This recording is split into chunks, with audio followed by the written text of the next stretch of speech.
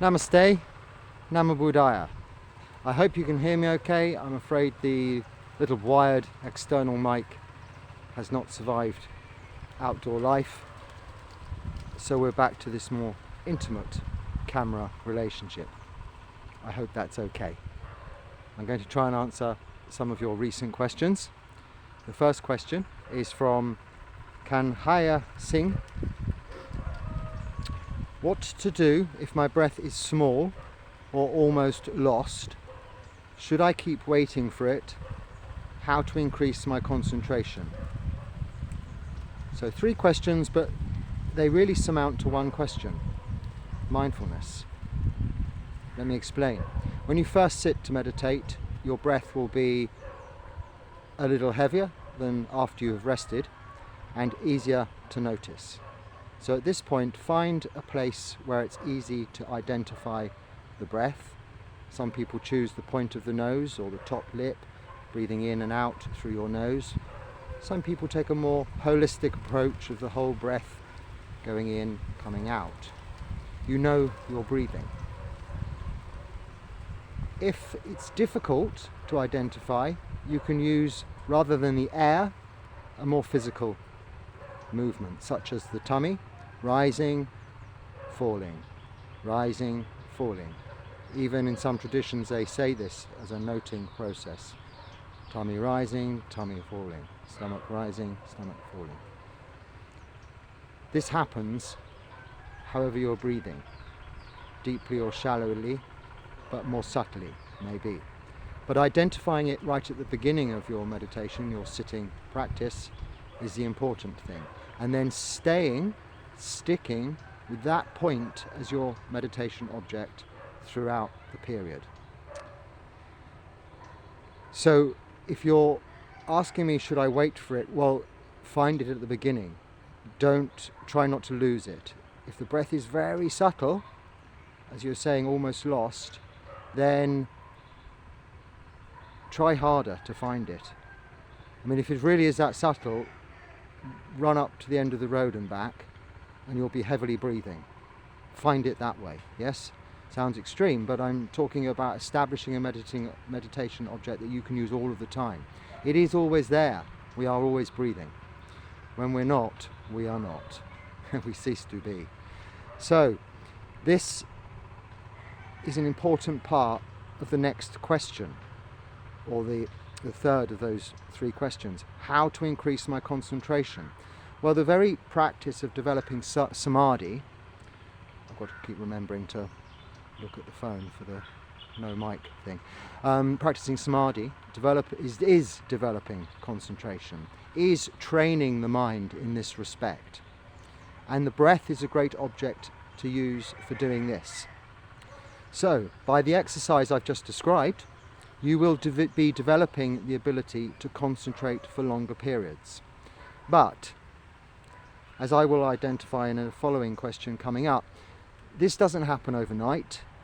It's a gradual increasing development. It's a process. Keep practicing, your concentration will improve. If you're having problems finding the meditation object, ask yourself why. Usually what it is, say you're meditating for some time and then you lose the breath, as opposed to not being able to find it in the first place. This is not because the breath has gone anywhere, it's because your mind has gone somewhere. You've lost mindfulness of your meditation object. You've lost focus. You've lost samadhi.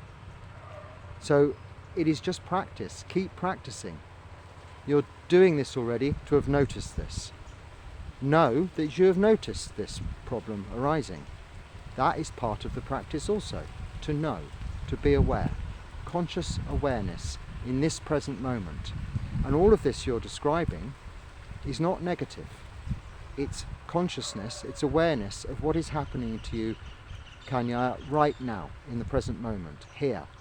Not in the future, not in the past. In the present moment, which is where we're bringing ourselves to be in our meditation. Thank you for your question. Next question, Karina VR. Can you tell us more about the cheetah? The cheetah, yes. Now, I have used this word occasionally. I try not to use too many Pali words, but some Pali words are essential. For instance, anicca, dukkha, anatta, sila, samadhi, panya. You now, if you've watched my videos, will know what these 6 words mean. Very important words. I like to use those Pali words because they each, in their own right, sum up a descriptive few words or sentence. And it's easier just to repeat the one word in Pali, which cannot be directly translated. Similarly, cheetah cannot be directly translated, but is often translated into English as heart-mind. If you are of a theistic religion, for instance Christian, you would have a understanding of the soul, not necessarily a belief. A belief is in a God, something that cannot be proved here and now. But an understanding of the Christian soul is, if you like, your heart-mind, similar to the cheetah. The difference between the soul, which most people have heard of, and the cheetah is that the cheetah is void of personality, void of conditioning, ego, Sakaya Ditti. Sakaya Ditti means personality view. So our personality is built up of our conditioned environment. And people believe that the soul is reborn into heaven or hell and represents the self they are represented by, formed by their conditions in this lifetime. So therefore transferring their personality, whether it's in rebirth or to another place, it goes with them. The cheetah takes no part of this personality. It is simply the awareness. The best description for the cheetah, in my opinion only, is conscious awareness, or the knower. Not Noah, N-O-A-H, as in Noah's Ark. Knower as in K-N-O-W-E-R. The one that knows. Puru is what they say in Thailand, but knower is it knows what's going on with the physical body and the mind, the emotions. If you think, I am happy, I am sad, you're experiencing those emotions on the opposite ends of the emotional scale. But what knows you are happy? Is that happy? What knows you are sad? Is that sad? No, it is the knower, it is the cheetah that is aware of your emotions, that you're experiencing happiness because of contentment or sadness because of discontentment. This that knows is unaffected by this emotion, unswayed, equanimous. And this is what we get in touch with our meditation. So you can't say it is you can't say it's a soul, it's not another self, it is simply conscious awareness, or the knower. The cheetah, the knower. And it's a good word to know in itself, because it, again, like dukkha, doesn't translate directly, but sums up a whole world of beautiful things for us to experience. And we can get in touch with our cheetah in our meditation. Thank you for your question, Karina. Next question, Kriel Savino. Excuse me. Are there any enlightened monks or lay people? Have you met any? What stage were they? How do I measure my progress? Okay, so 4 questions, but the first 3 I can answer with one answer. Well, yes. Presumably, I think you're asking, are there any enlightened monks or lay people alive today? Maybe. I'm sure there are, yes. And have I met any? Maybe. It's very possible because of the places where I've been and practiced and trained. It's most likely. And what stages were they at? There comes the however. An enlightened being is not going to say they're an enlightened being. by the very nature of enlightenment, they have lost all Sakkaya Ditthi, personality view, ego. And the final stage of enlightenment, Arahant, you also lose, get rid of, eradicate conceit. That is self-opinion. You can have good conceit, bad opinion of yourself, good opinion of yourself. But it's gone entirely. So they would have no judgment, opinion of themselves or their standing or status in relation to their previous self or any others around them or surrounding them. And it wouldn't be a question that would arise, and it certainly wouldn't be something that they would have need to discuss or talk about. And the stages are only leading to arahantship, leading to enlightenment. Now, with regards to monastic life, monks, we are very strictly, as one of our most severely punishable rules, prohibited to discuss our attainments or experiences, let's say, in meditation, even at that level, just experiences, with anyone other than our teachers or peers, or those, say, practicing monks the same vasas, number of years as us. But really, strictly, it should be just our teachers in order to discuss what we think we're doing and what they may know we're doing. But we're not allowed to talk about attainment. The reason being, because the Buddha had problems in the time of the Buddha that some self-proclaimed Arahant monks were getting all the attention, getting all the food, if you like, all of the dana, the giving from the lay people, whereas some more shy monks deep in the forest starved to death as a result of their real enlightenment. So he thought, well, look, if we just say, monks, don't talk about it, then this problem won't occur. But the more important reason is we should all individually be looking to experience enlightenment for ourselves, be enjoying and looking forward to experiencing all of the stages towards enlightenment along the way ourselves, and not have any concern for other people's development. Of course, compassion when people are struggling, mudita, or joy when people are enjoying their meditation, but we do not need to be comparing, we do not need to be even measuring our own progress, other than noticing the difference in our lives. Are we more content? Are we happier? Are our reactions softer? Put it that way. Bringing me on to how do I measure my progress? Okay, if you look in the mirror today, you look much the same, yes, as yesterday. If you look in the mirror next week even, you'll still look pretty much the same. Unless you're me living in the forest looking rough like this, and I kind of just look worse progressively through the month as it gets towards the 15 days when I have some more, whatever, opportunities to smarten myself up for the monastery, for our reposita. Anyway, sorry, how do I measure my progress? This way, if you look at a picture, if you look at a mirror today, you look the same as yesterday, and tomorrow you'll look the same as today. But if you look at a photograph of 10 years back, you're going to look quite different. It's a gradual change as you've aged. This is the same with the practice. So don't try to see it as you're going. It's growing very, very gradually. Your practice is developing very gradually. Don't try and spot it along the way. But look back. Ask yourself a question.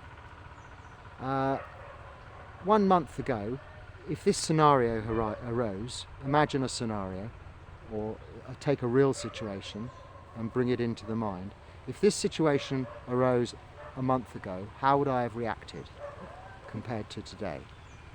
If this situation had arisen 2 months ago, 3 months ago, 6 months ago, 1 year ago, how would I have reacted compared to today? How would I have reacted 5 years ago before I'd begun this practice at all, as compared to how I've reacted today? This gives you a very good example or evidence of how you have changed through the practice. Now, if you haven't changed at all, that's okay also. it's telling you you haven't developed.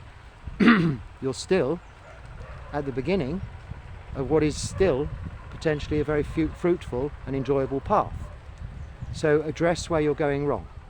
And the practice is just this: Sila, Samadhi, Panya. Keeping the moral precepts, 5 precepts, and I'll just remind you again because I like to do so. No killing, no stealing, no sexual misconduct, no lying, and no taking of any intoxicants.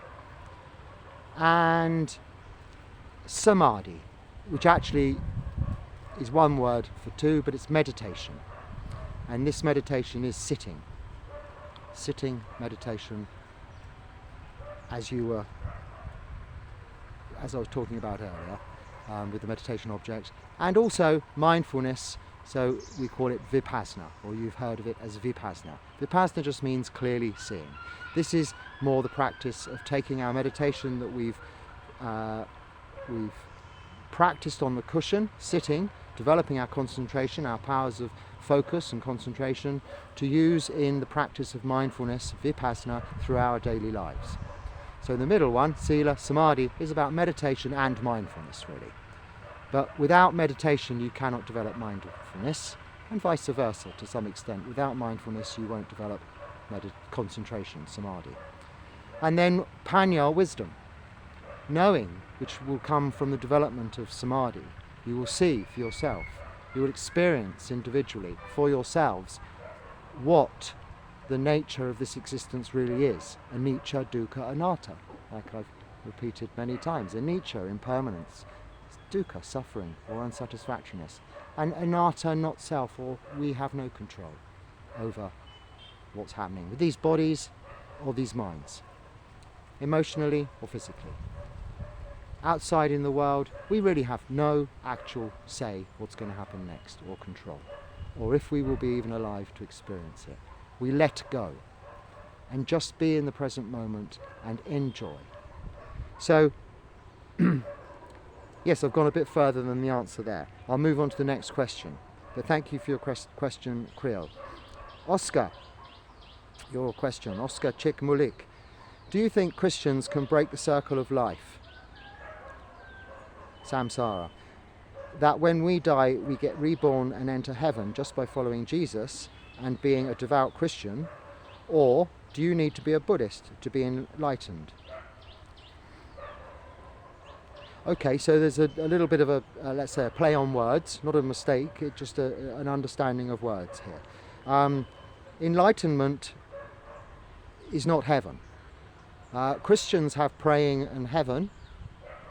Buddhists have, let's say, meditation and enlightenment. Okay? The practice of meditation will enlighten you to the truth here and now of what is happening in this lifetime.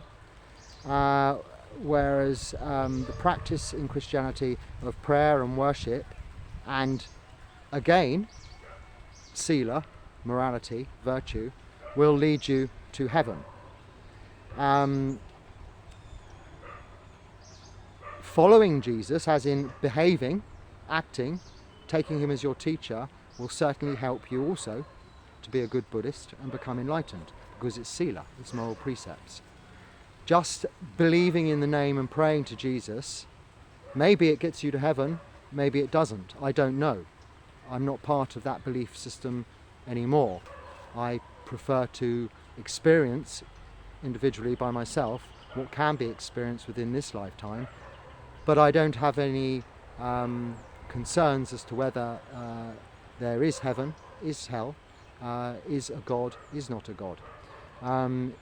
It's neither here nor there, as long as I'm keeping the moral precepts, practicing meditation, let's say instead or in place of prayer, which is a kind of meditation, but it is asking for something externally, whereas meditation is looking internally, and developing my mind in its wholesome thinking and reducing the unwholesome thinking. So many parallels similar, Christianity to Buddhism, but they're two very different things when you look at it in the words. But the principle of being kind, being good, and getting a good end result is the same. So it's neither here nor there. It's not a race.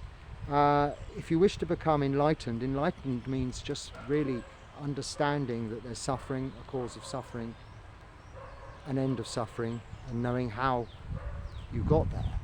And much the same in Christianity, I think you would understand that good behaviour will, they say in the Bible, reap as you sow, reap what you sow, which is like a good explanation of karma. So it shouldn't be that we compare the two directly like that. A Christian could become enlightened in their own way. A Buddhist could well go to any one of the 32 heavenly realms. There are heavenly realms in Christianity, in Buddhism, Buddhist cosmology, which you can choose to believe in, understand, research. There's much material upon them in Buddhist cosmology, or you can just deal with this life, becoming free from suffering in this lifetime only. But either way, unless you become an Arahant, attain to Nibbana, you are going to be, in Buddhism, reborn into samsara, into this circle of life, as you put it, into this human lifetime, if you're fortunate, or the animal realms, or the hell realms, or you may go to the heavenly realms. But we're not looking to escape the human realms to get into a heavenly realms, which is the difference between Christianity and Buddhism. Eternal life in heaven is not something in Buddhism we're trying to achieve. We're still trying to escape the heavenly realms. If we go to the two-seater heavens, which are all bliss and harmony and beauty and heavenly perfection, it's very difficult to get out of that realm because there is no suffering, very little suffering, let's say. So no encouragement to practice and get out of that. But in the human realm, we have a balance of everything to encourage us to get out of this circle of samsara, this circle of life, this hamster wheel, if you like, of constantly being reborn. Well, I hope that answers your question. I know I answered you directly, Oscar, too, and it might have been more succinct. It's a good comment you've made, and it's good to have an understanding of both ideas and determine yourself through practice what is actually giving you beneficial results here and now, and measuring it, like our previous questioner was suggesting, but measuring it only with the time as it progresses, how you have changed, developed, become a better person, become more content, become happy. So thank you, Oscar. Next question. Kanaya Singh. Second question. Good, thank you. Are you an Arahant and have you attained Nibbana? Kanya, I think I've answered that in the previous question by Creel about are there any enlightened monks or lay people, and any one who has attained to Nibbana or is an Arahant is not going to say anything about that. So I've talked about that already, haven't I? So I won't elaborate too much, because I want to try and keep this to a reasonable length, this little session, so it's easier to manage. Aditya, I apologise for my pronunciations of these names, they're new to me, obviously. Aditya Guru, right, this is a kind of a comment, statement, but a question. Adi Shankara completely destroyed the concept of Buddhism. What do you say about that? No, I don't say anything about that. I'll just say the Buddha taught there's suffering, there's an end of suffering, and the Four Noble Truths are the truth that there is suffering, there's a cause of suffering, an end of suffering. So there's suffering, and then he makes it easier to understand by we find the cause. There's an end of suffering, and then he makes it easier to understand by showing us a way to end suffering. But essentially there's just two things, suffering and an end of suffering. This isn't something you have to believe, it's the truth. It's something you can just see for yourself, right here and now. You're going to be suffering in some way or other.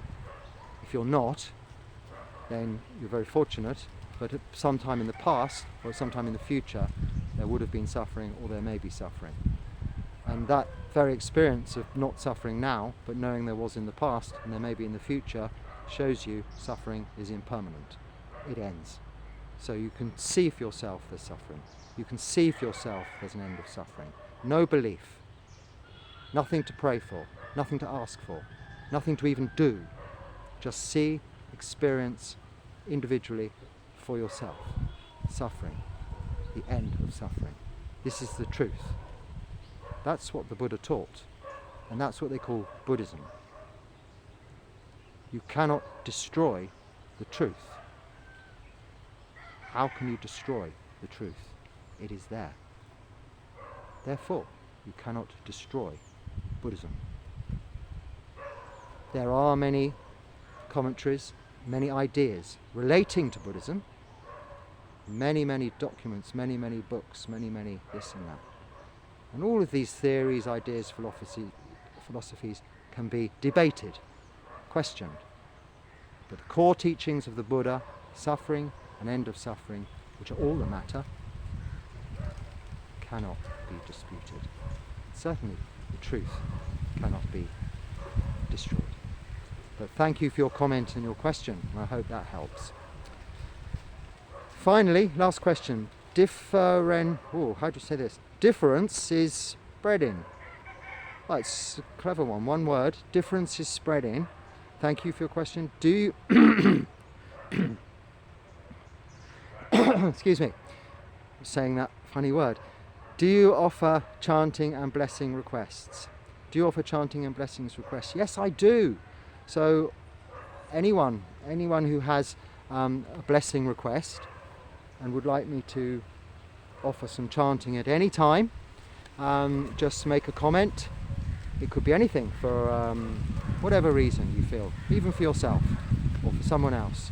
And I'll always very happily offer you a blessing. As we come to the end of those questions, I will do now. Namo tassa bhagavato arahato samma sambuddhassa. Namo tassa bhagavato arahato samma sambuddhassa. Namo tassa bhagavato arahato samma sambuddhassa. Sabitiyo vivajantu sabarogo vinyasatu. Mate bhavatu vanturayo sukhi digayuko bhavam. Bhavatu sabha mangalam ragantu sabha devata. Sabha buddhanubhavena sabha dhammanubhavena. Sabha sanghanubhavena sada soti bhavantu te. Sadhu, sadhu, sadhu. Sukhi hotu, sukhi hotu, sukhi hotu. Namo Buddhaya. Have a lovely day.